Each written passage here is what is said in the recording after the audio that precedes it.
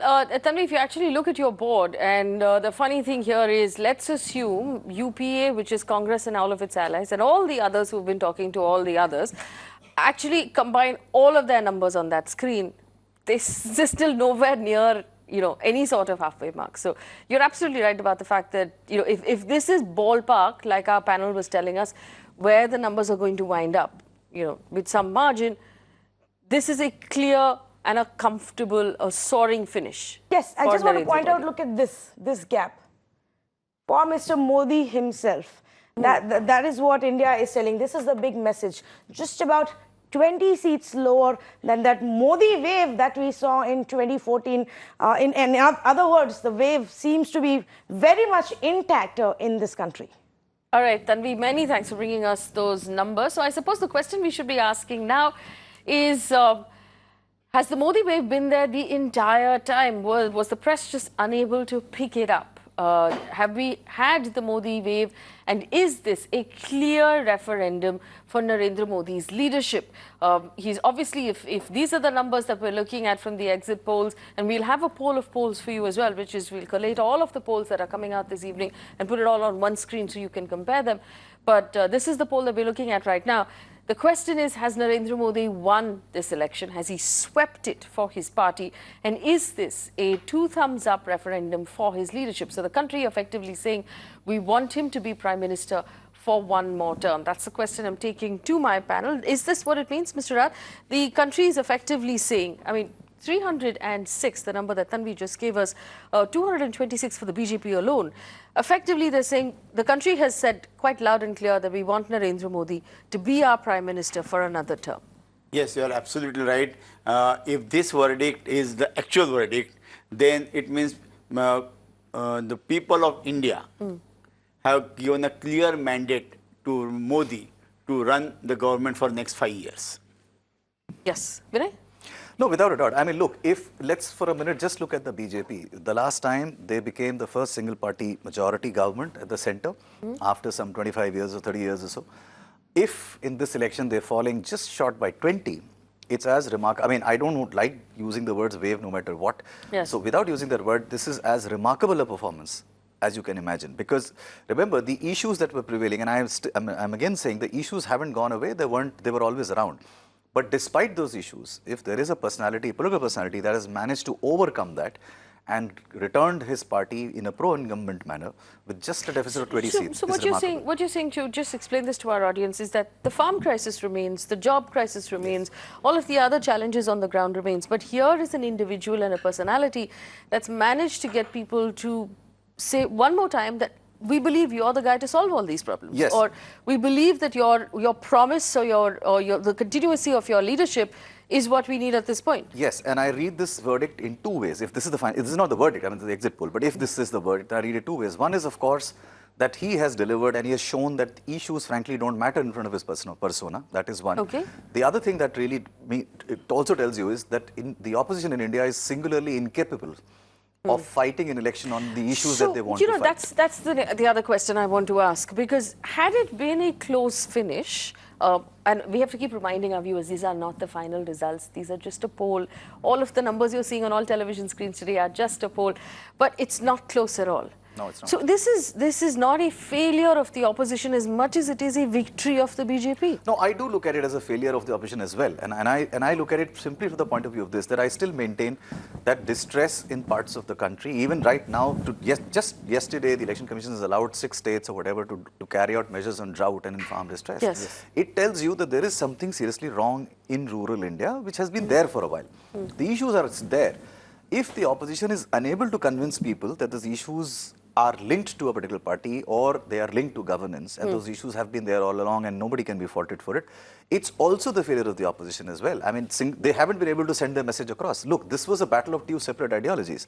The BJP was playing its own card where they were pitched and used a overt Hindu majoritarian card and went with it. You had the opposition which was pitching these very issues as a narrative. It didn't work. And when it doesn't work, either the problem is with the message or with the way of messaging. Yes. The opposite, basically, as far as these figures are concerned, is that there was all of the issues that the BJP wished to project whatever those issues may be, coalesced on one figure. And that was Narendra Modi, quite frankly.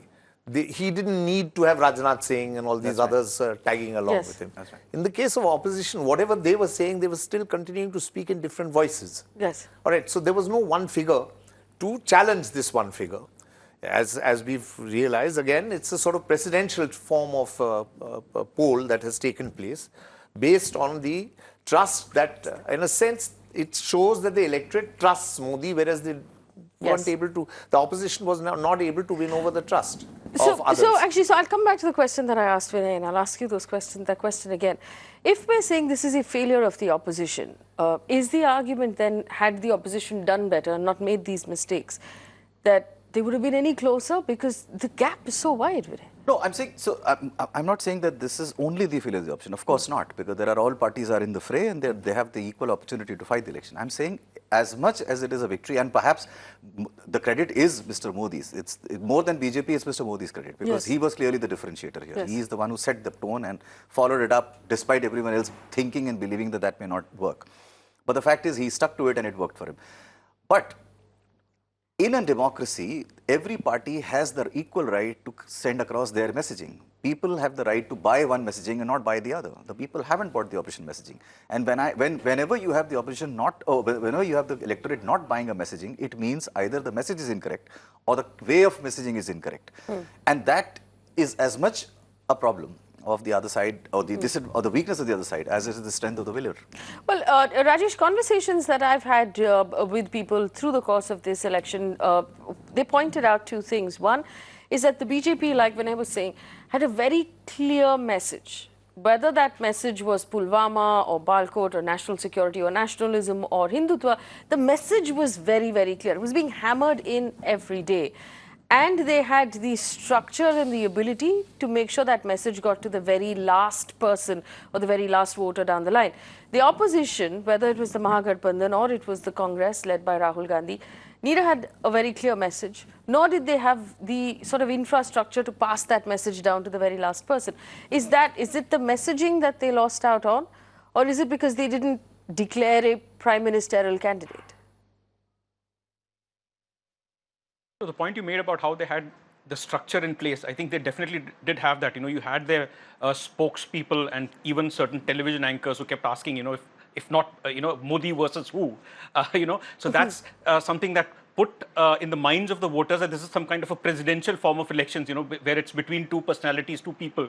That I think has somehow gone down. Also the narrative, you know, which was away from the core issues about how the agrarian distress or the macroeconomic numbers which are coming out, which are not very happy. But it was towards national security and the issues, the kind of messaging that they wanted to do. If these figures are correct and indeed they've got 306 seats, I think the strategy has worked. They had the structure in place, where a large section of the media was with them. The narrative that went out in many of the television debates was with them. The messaging that went out through social media was with them. Also, the spokespeople, people from the BJP, when they came out, they hammered it day in and day out. And I think that somewhere down the line has helped and has convinced the voters that, you know, they really should be focusing on issues that they're being told to focus. And that it really is a presidential, you know, the US presidential kind of an election where it's between two individuals. It's not about issues. It's not about your local candidate. Also, I think somewhere down the line, the other tall leaders in the BJP, one by one, were, you know, eased out, if you will, by Narendra Modi. Some of them were not even given tickets this time. So he's emerged in that context as the tallest leader in the BJP, and there are no voices against him within the party. And that helped build up this narrative about how he's a strong leader and that, you know, he's the person who's taking the country forward. If you look at issues like the satellite launch and how he came out and took credit for it on national television, those are things that enforce this messaging, you know, the messaging that came post the Pulwama or the airstrikes. So those kind of things have actually helped out. And I think some negatives that were going for the BJP just before the elections have been corrected through this messaging.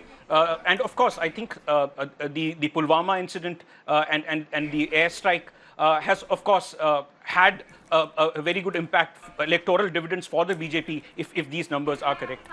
All right, Mr. Rath, you wanted to say No, something? I just wanted, before we proceed ahead, for my clarity, Yes. here you show that, where they show me my chart.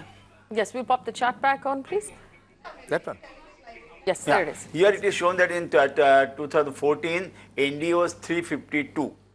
Does it include Telugu Desam? Because Telugu Desam had later moved out of India. Yes, Yes, it does. So It in does. that case, the tally goes down. No, this 352 data is there because it is mapped to the current alliance position of the NDA. Okay. So it includes those who So it exited. is not 2014. Yes, so it removes those who have currently left and it includes those who have later on joined. For instance, AIDMK was not part of the alliance in 2014, but they've added it Yeah. because Yes. they are now And the alliance Nitish party. Kumar. And perhaps, JDU. and yeah. JDU. So this is pre-2019 So election. it's minus RLSP, it is minus What he's TDP. saying is right. Just before the This elections, is pre that will- at 2019 and 2019. That's right. Yes, yes. Okay. All right, so And that we gives more clarity about the situation. so